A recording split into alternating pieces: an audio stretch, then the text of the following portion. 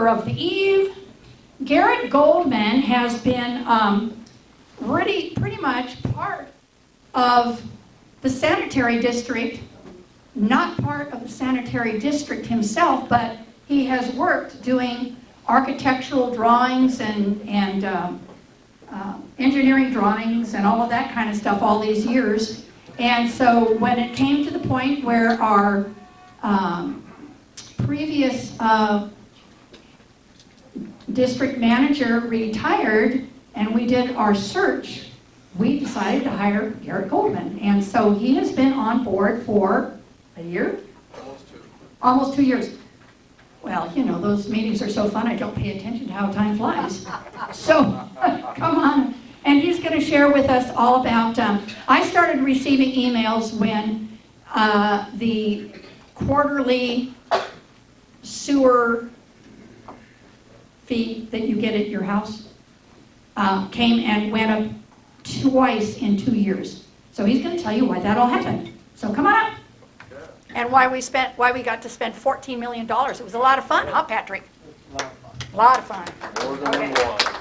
I don't have a clicker. Do you want me to sit there and go? No, I'll take care of it. Okay. I'll stand here and do it. Oh, wait, We'll you need didn't- to take the lens cap. And we're gonna need to turn off that light. Yeah. Garrett? This one or Middle one. middle one? All right. Hang on, this has got to warm up. I forgot. I'm sorry, gang. Being flustered. The speaker system. You're only doing Hey, 6 we're gonna have things nothing at else once, to do, Shirley. though. I mean, after all, she was eating bonbons. Yeah. I was eating bonbons. Okay. Getting your toenails done? Getting my toenails done. Anyhow, so it's not working perfectly. There it is. There we go. So I'm going to go stand over here and watch. Okay. Thank you for allowing me to come and talk to you guys. As Shirley said, I have been involved. I don't do microphones usually, so just tell me up or down, please. By the chin. Okay. I personally have been involved with the district for 26 years. I think it's close to that. Anyways, started working with the district in the mid-90s as a consulting engineer, mostly on the collection system, and have been involved in pretty much everything that's gone on in one form or another throughout those years, and then was honored to be given the opportunity to become the district manager in December of 2017, so coming up on 2 years here now.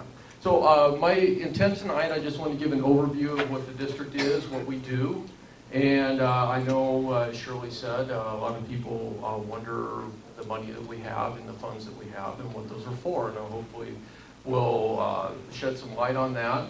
But I do want to extend an invitation to each and every one of you. If you have more questions, please call me, come out, sit down, be happy to answer anything you have. I'd rather come ask me and we can lay it out. We have nothing to hide out there, and we'll get the information to you. So hopefully I will see some faces after the meeting. And we do tours of the treatment plant. It is absolutely fascinating when you see what we do there with what comes in. Is that better? Okay. Again, don't do these very often. So with the water when it comes in to the water when it leaves, and it's totally a biological plant. We have no chemicals through the entire treatment process. So it's a fascinating process. If you're interested, give us a call. We'd be happy to give you a tour. Okay, so what is the Northern Gila County Sanitary District? And I'm going to abbreviate that NGCSD. It's, the full name is too much to pronounce. We are an enterprise fund providing wastewater collection and treatment services for the greater Payson area. And the reason it's the greater Payson area is we do encompass most of Payson, but we also service the Mesa del Caballo subdivision out off of Houston Mesa Road. So we have that service area that's outside of the town of Payson boundaries. And what's an enterprise fund? And this is important because an enterprise fund, it's a fund that provides goods or services to the public for a fee that makes it entirely self-supporting. And we follow GAAP rules, general accounting, accepted accounting practices, just as any private commercial enterprise would follow. So if you have your own business and you have to file your taxes at the end of the year, we do the exact same thing.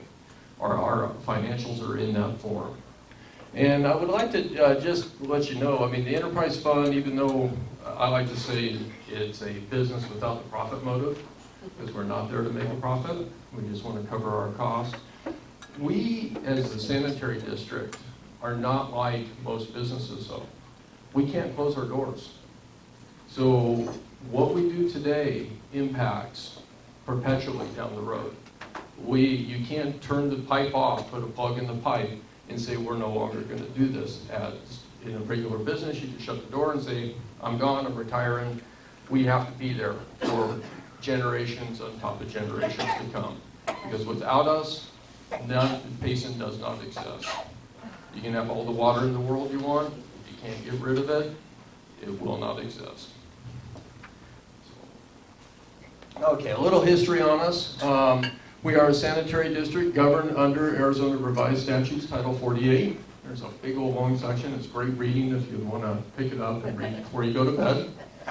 We were established in 1965 as the Payson Sanitary District, and that was done by petition by the people that were in the original sanitary district boundaries at that point, which was really basically down on Main Street, a little area over to the west, or to the east of Main Street. In the late 1980s, Mesa del Caballo was annexed into the district, and at that point, the board changed the name to the Northern Gila County Sanitary District. We don't just serve Payson. We are open to serve any of the outside communities that would want to come to us and to be served. Of course, there's challenges with that, depending on how far you're away and getting your sewage here, but we are the Northern Gila County Sanitary District. And then finally, in 1996, we entered into a joint venture with the town of Payson for Green Valley Lakes. Both the construction of it, we were involved in the funding for that and obtaining the grants to do that. And then we still have an intergovernmental agreement with the town for the park itself. We control the water, the town controls everything else. It's there. And just a little, and this is hard to see, I apologize, but there's so much detail in it, you need a whole wall to put this up so you can see it. But everything in green that's there, you can see the town of Payson. We've got 87 going north-south, 260 leaving off to the right there. And everything in green is within our service boundary, including Mesa del Caballo, which is way up on the north there. You see that there are some islands in the middle that are not part of the sanitary district. Some of those have been split out into lots, like the area like right in the middle. Step over if I can, this area right here. These are all bigger lots right now, formerly known as Wildcat Acres because it was all wildcatted in through minor land divisions and not the formal subdivision process. This parcel here, there's been several looks at that from a subdivision that eventually will come into the sanitary district and some other minor ones throughout. But for the most part, we serve all of the town of Payson.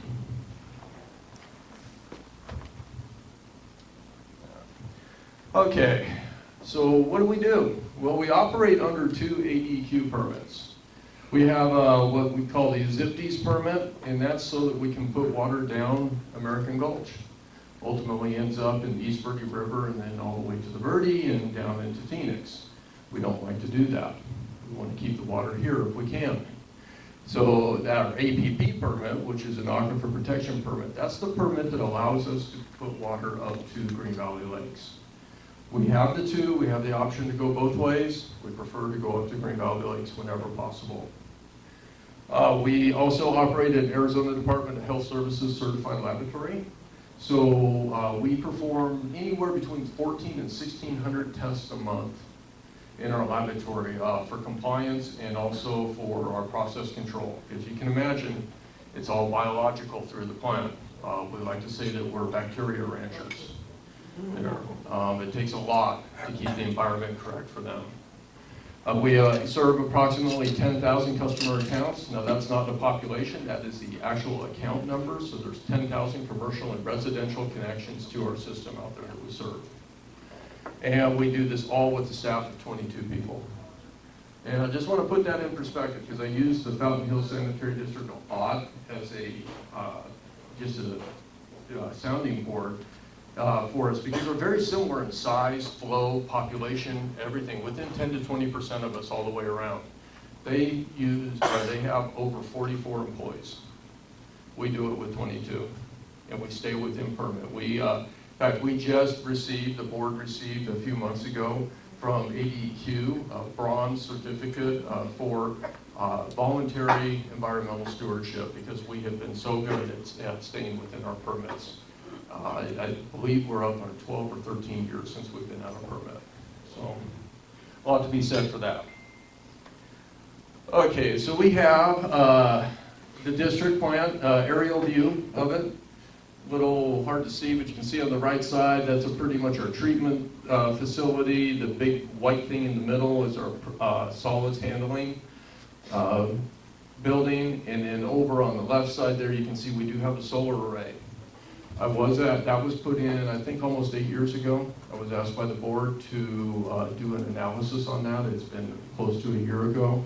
At that point, that array had saved us $161,000 projected over those 7 years. So it does a good job at supplying power for us and offsetting our power bills, which is our biggest expense that we have from an operational standpoint. And then everything is not just the treatment plant. A little just here, we use a state-of-the-art Barden flow treatment process for biological nutrient removal. What that means is we're not only treating the solids that come through our wastewater stream, but we're treating both nitrogen and which it comes in the form of ammonia and phosphorus. Both of those are detriments to the downstream waters, including Green Valley lakes. So if those go up, it's like throwing fertilizer in the lake, and so we hold very strict standards of what water we do send up to the lakes with that. And we are designed and built for 3.5 million gallons a day. Currently, we see about 1 million gallons a day come through our plant. The 3.5 million gallons a day is what the projected build out would be for the entire district boundary. So that green boundary you saw, through its current zoning and anything that doesn't have lots of already on it, if that was built out, we would be able to handle the flows.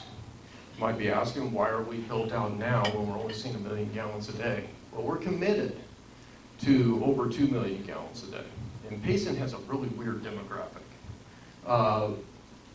We have a lot of houses that aren't lived in full time.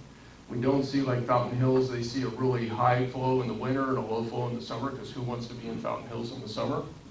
For us, we see in the winter, we get the people that are coming out of the Midwest that want to get out of the cold. They come here, beautiful climate. I mean, that's why we live here, right?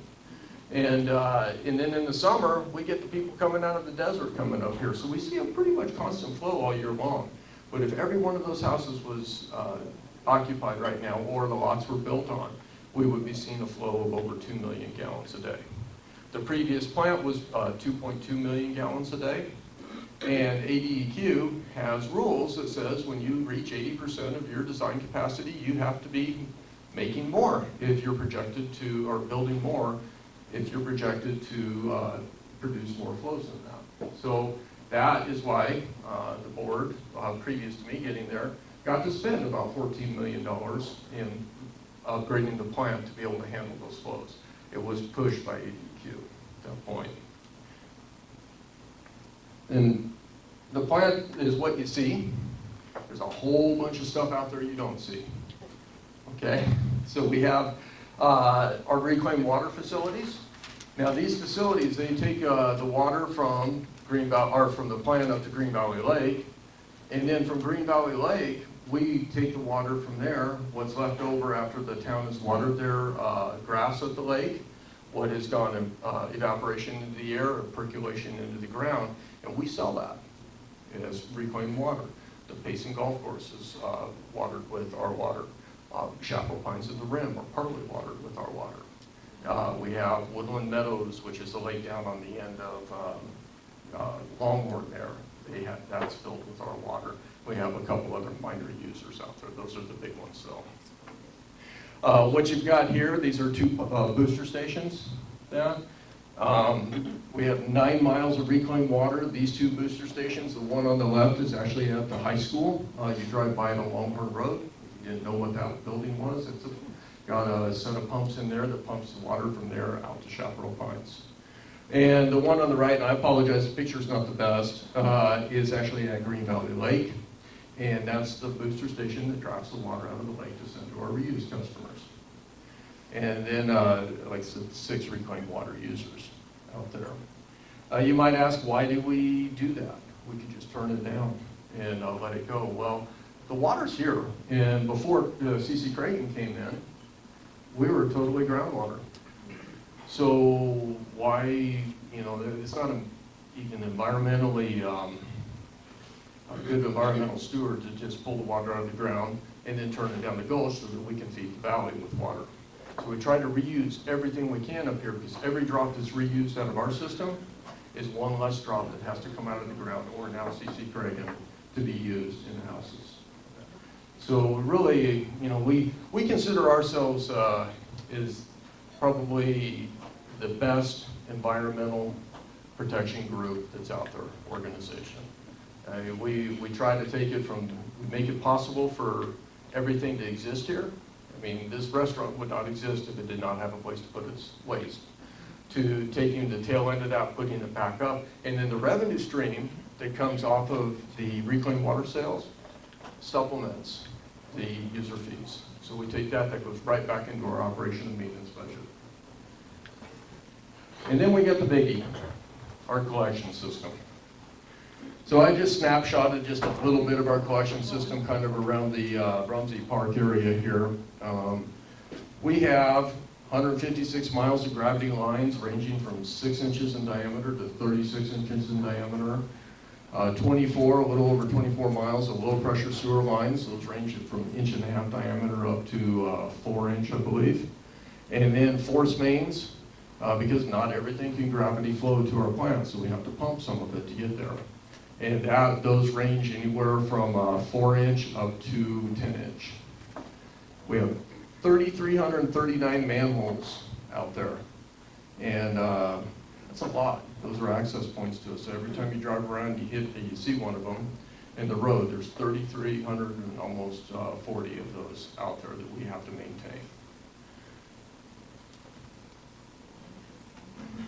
Okay, probably what most people, yes? Yeah. In 1971, I helped put in 800 and some of those manholes. Did you? 41 miles of sewer line, and we built the sewer treatment plant. Nice. Back Very in nice. 1971. Well, you should come out and see us. All right. And you'd be amazed at where we are today, based off Back of... then, we had guys, in old time, we had guys pull guns on us, we'd have to get the sheriff. and Oh, come I've read some of the stuff, He yeah. said, you come in and have a cup of coffee, but you need digging. Well, part of the original plant is still there. Okay. It's not used the way it was back then, but it's still there and we use it today. Mhm. So yeah, come on out, I'd be happy to show you around, like to do that. Yeah, I will. Great. So from a financial standpoint, where are we? We operate to a balanced budget. We use full cost recovery as our method of budgeting, which that rolls right back into the enterprise fund, is that we have to be self-sustained there. We have zero debt. That was not always the case at the sanitary district. In the late 80s, there was quite a bit of debt, and there was very little money at the sanitary district. Couldn't even make payroll, from what I understand at that point. The board, through their direction over those years, is we are at a zero debt status right now. We own and maintain approximately $44 million in net assets. Now, of that, 31 million of that is actually fixed assets that's in the ground. Most of it you can't see. You can go down to the plant, we can look at all that, but all the gravity lines, those 159 miles of gravity lines, or 150, that's all underground. It has to operate, but and we have to maintain it. Like I said, we operate a state-of-the-art water reclamation plant constructed for the build-out capacity of the district boundaries. We're prepared. We want to see the growth. We want Payson to thrive. And if projects come in, they don't have to wait on us to build to be able to accept them. We're ready for them. And then we also maintain a rigorous preventative maintenance schedule to maximize our assets. And when I say our assets, I mean the customer's assets. That's who we work for. We are the stewards of all of these assets that are out there. We make sure that they're in good working condition, because what we want is when you flush a toilet anywhere in town or within our district boundary, we don't want you to ever worry about that. You just hit the button and go. That's our goal. The less you talk to us, the better we are, right? So, okay.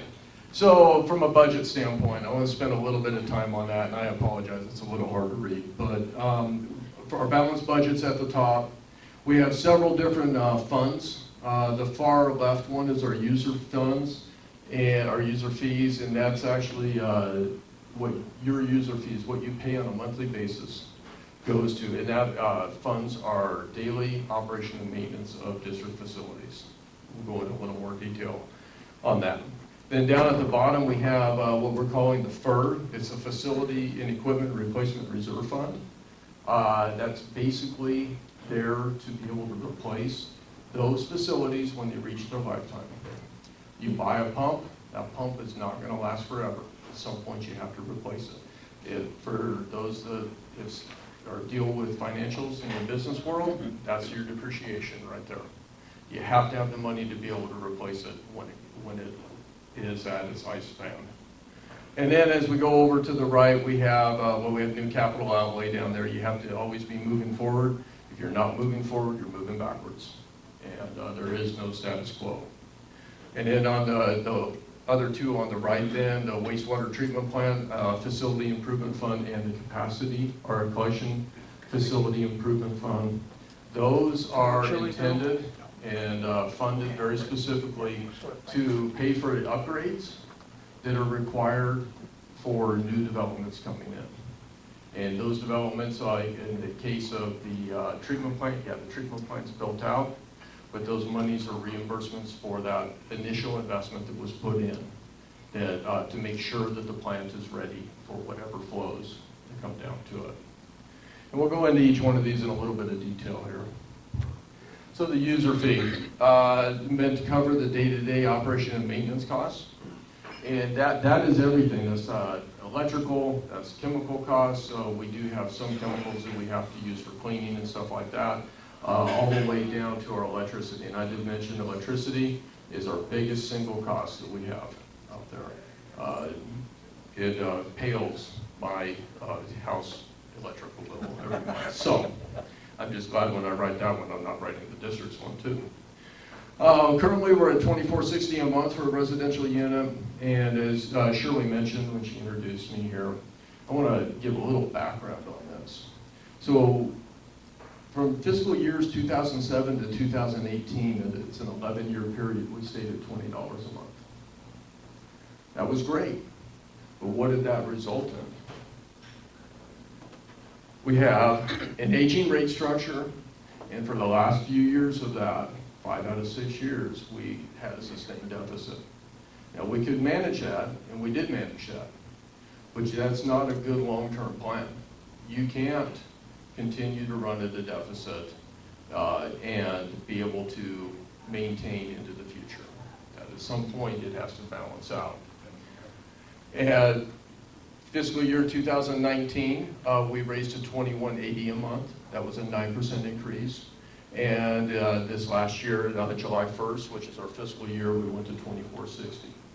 Now, this brought us up to where if we had been doing incremental increases as they're needed for inflation, because everything else is going up throughout the years, where we need to be. We anticipate that these are the major increases that are going to have to happen.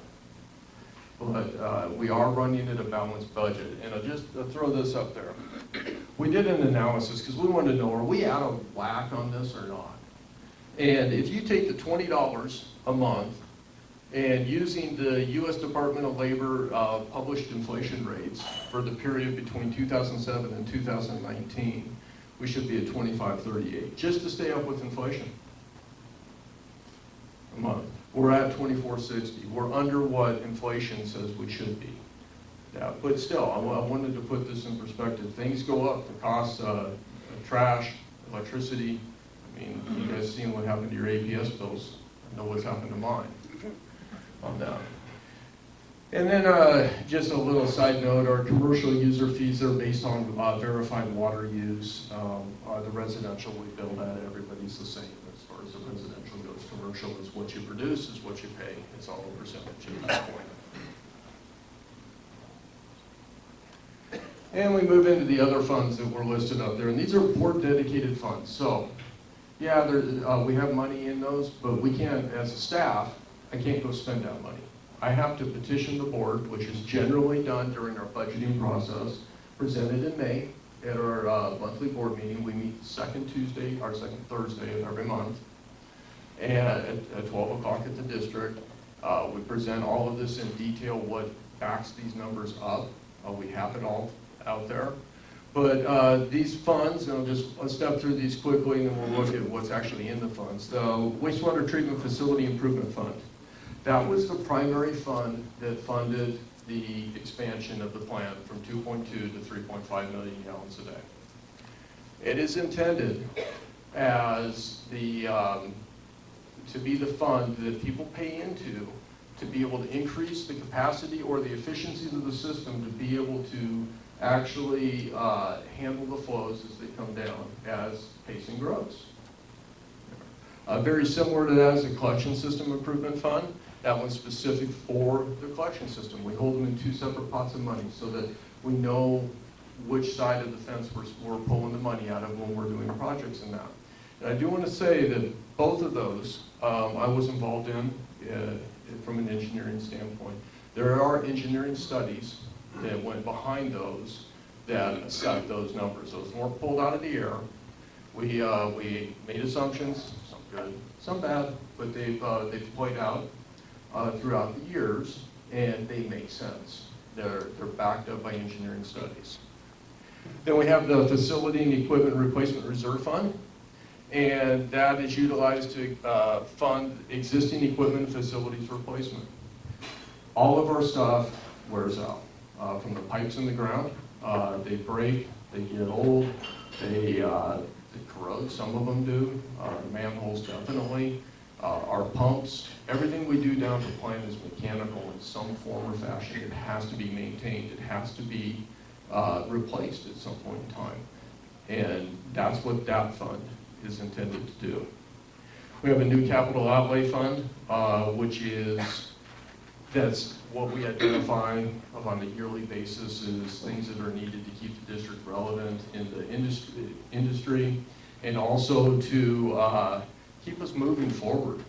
We're right now in an initiative where we're actually digitizing all of our maps into a GIS system, a geographical information system, that's making all of this information available to our field crews at their fingertips rather than paper maps. That's moving into the future. That's allowing us to not only understand what we have out in the field, but then to be able to plan so that we can maintain those sections that need to be maintained and not touch those sections that don't, because not everything needs to be touched at one time.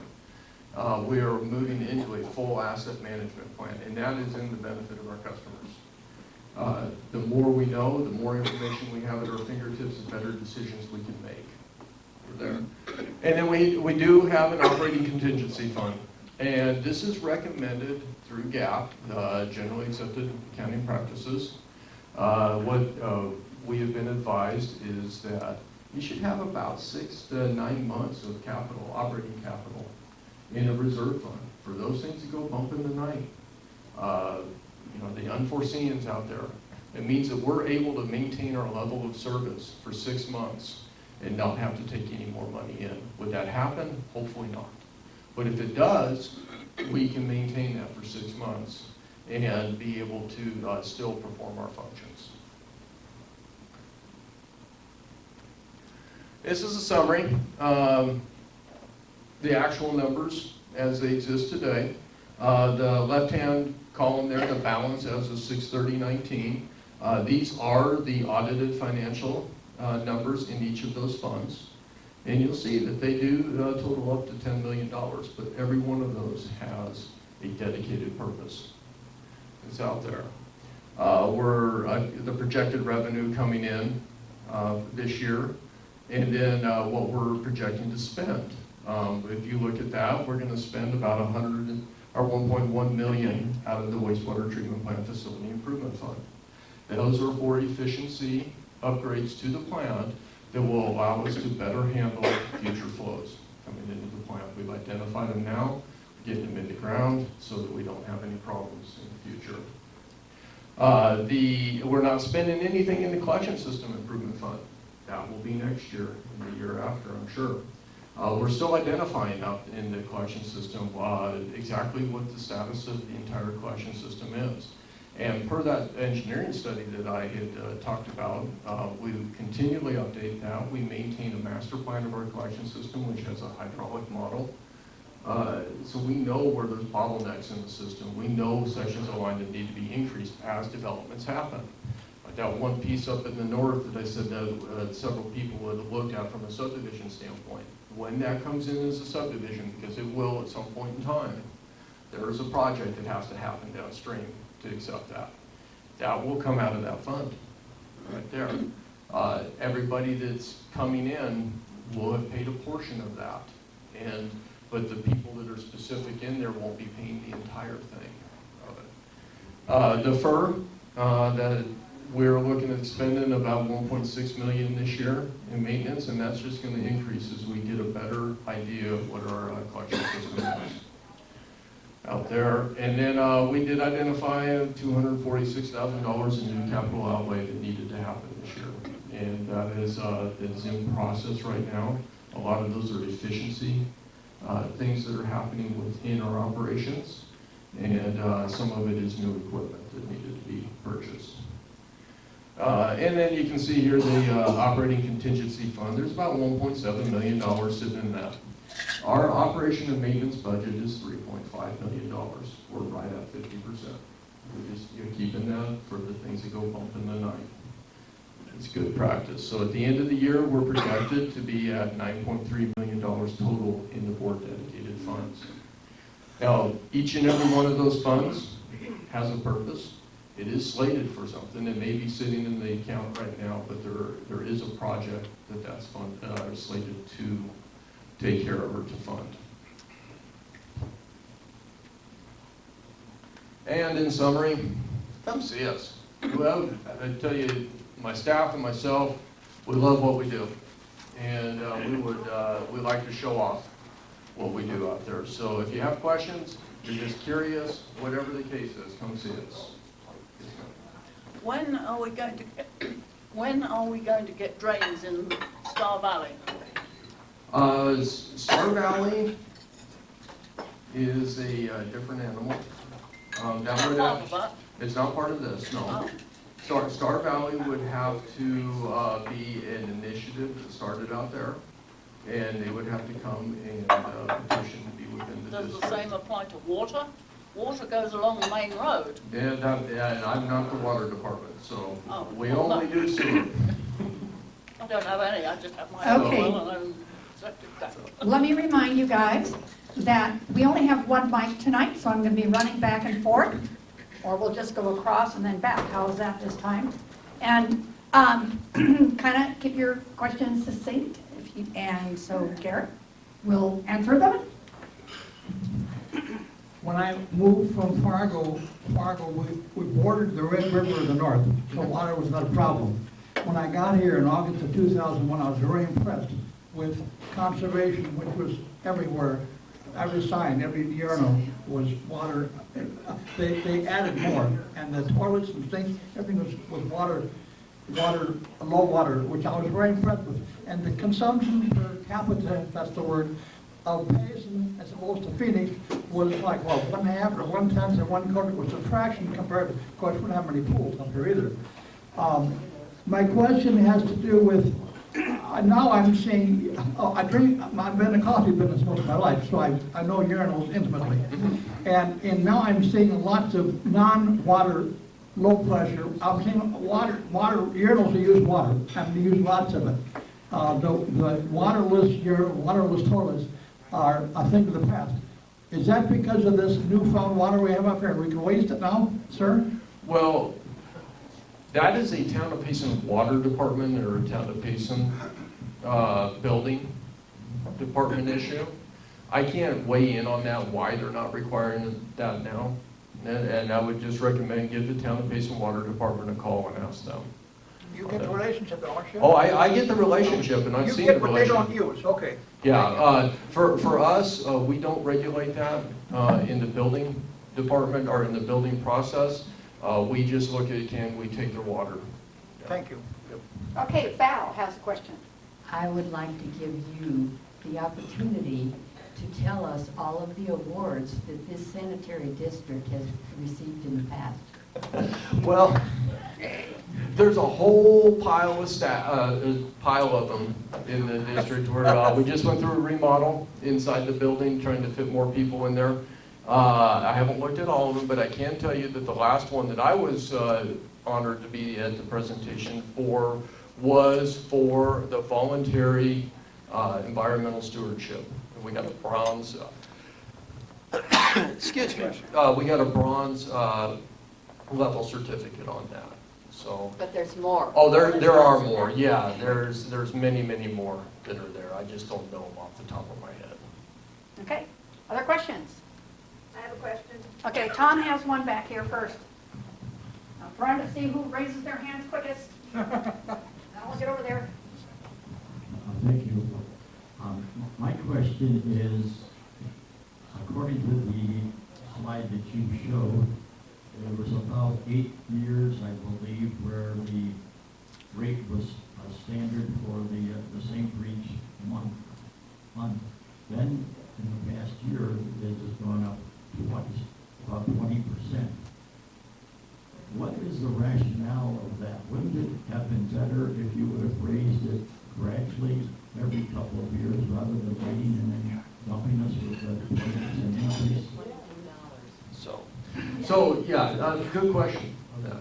So you are correct. There was an 11-year period where the rate was not raised. And at the beginning of that period, there were some things that were put in place, that some cost-saving measures that were put in place, such as the solar field was in the middle of that, okay? With inflation, though, and the operation, the 5 out of the last 6 years before the first rate increase, we had run at a deficit. So that deficit was funded through the reserve fund, the contingency fund. And that was fine. But had we continued running in that form, that contingency fund was going to be within 3 to 4 years eaten up. And there would be no more contingency. So our thought process on that was we did not raise it all at once. Yes, we did it in 2 steps rather than 4 or 5. But the cost, because of inflation of everything around us, is going up. Our cost is going up.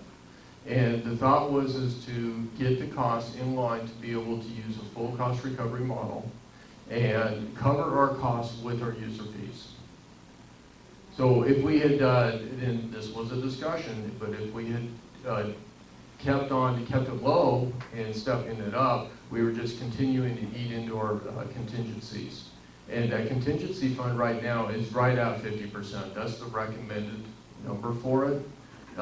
We would have been well below 50% by doing that. Okay. Next over I here. think Glenn was before me, right here. I think Glenn was before me. He raised his hand at the same time. What was your full name again? Garrett Goldman. No reflection on you, sir, but my comments are right to be offensive to some of those.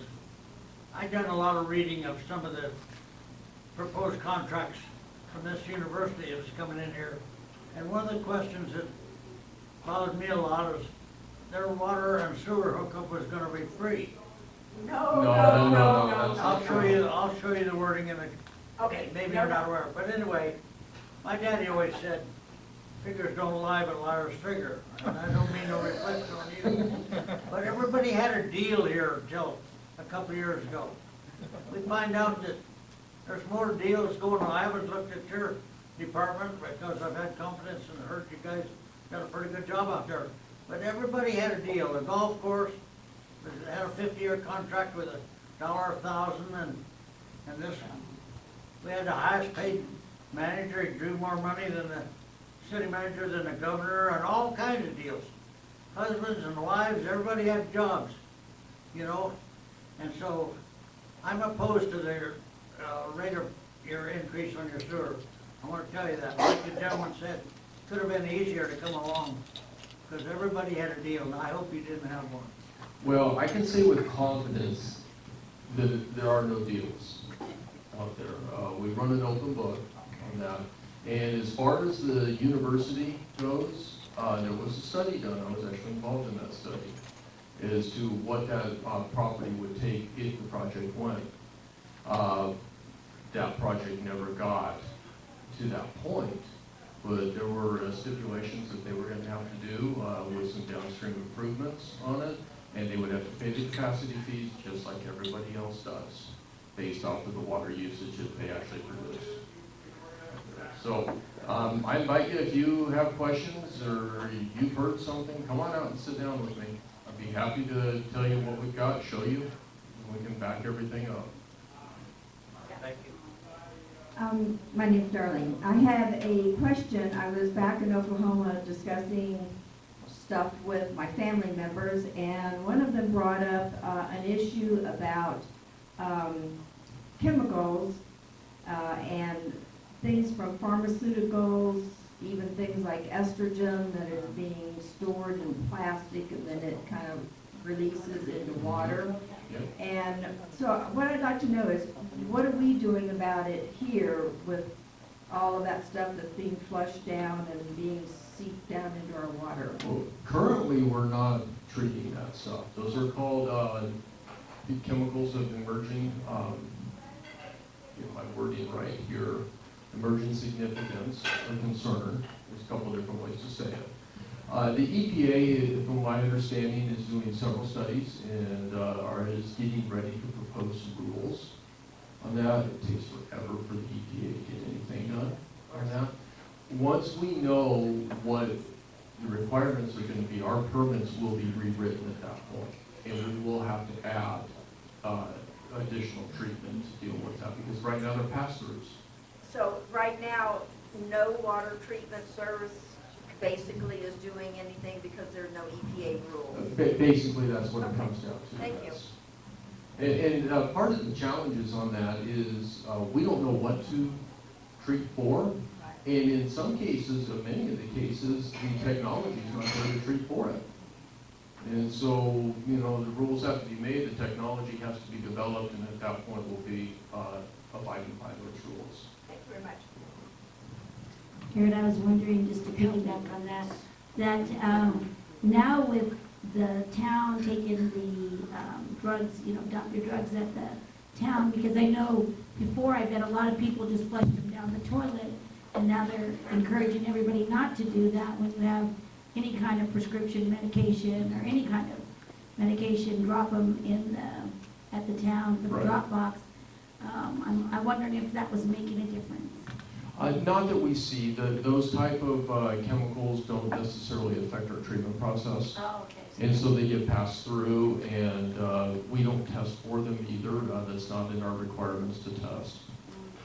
But I can tell you stories of actually working with the police department at our headquarters to identify drug paraphernalia that has come down. Haven't seen that recently. Learned a but- lot, huh? Oh, I've learned a lot, yes. Okay, here's Bill again. Just plain Phil. Okay. It's hard for me to differentiate between what you do and what the water department does. I know they're distinct, separate, but they're awfully close related. And when I was working at Walmart, a lady was a regular customer of ours, whose daughter was the girl who checked the water, pace of the water, I forget her name, very nice girl, very nice mother, and she would check the water frequently to check the quality of it. And she told me the quality was extremely good, however you say that. And so you're involved in that because some of what you discharge, if I can use that word here, becomes new water to the town. Is that correct? Well, we discharge up to Green Valley Lakes, and some of that water does percolate into the town. Okay, well, anyway, what do you compare the output of your plant with? I mean, aside from comparing it what it was 10 years ago, 20 years ago, 30 years ago, do you compare it with other towns like Fountain Hills? What do you compare the quality? And I'm sure it's wonderful water, believe me, I know that. When they added that water from the hill up there, I could tell the difference at Connie's restaurant for a few days. No problem, I just noticed the difference.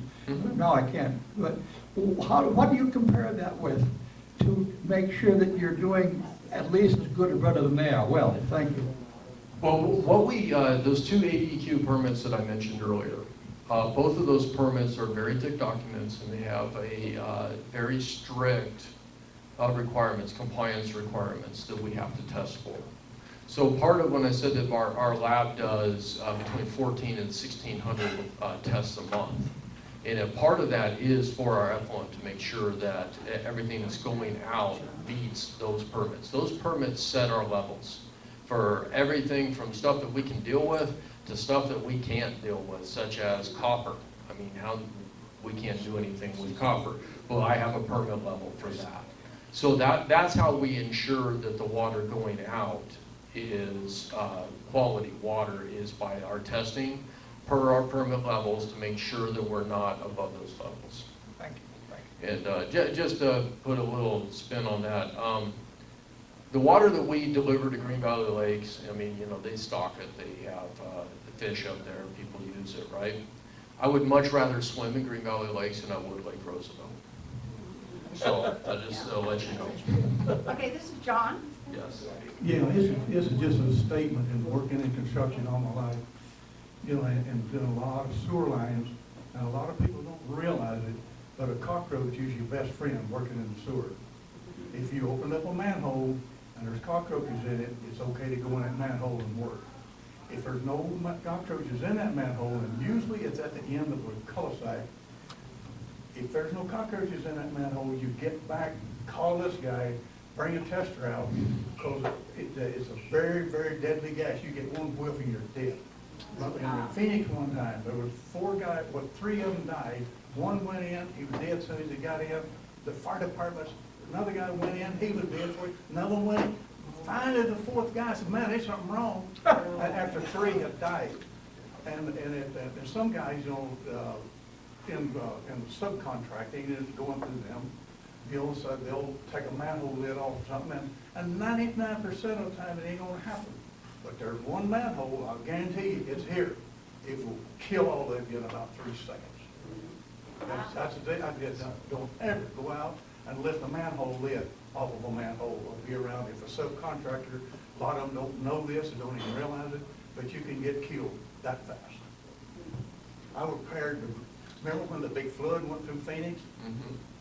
All of South Phoenix was wiped out from the sewer. It was a ductile line that went across the riverbed. I had to repair that line hot, because like he says, there's no valve to shut it off. And it was running 2/3 full. And it wiped all that ductile iron out when that big flood hit.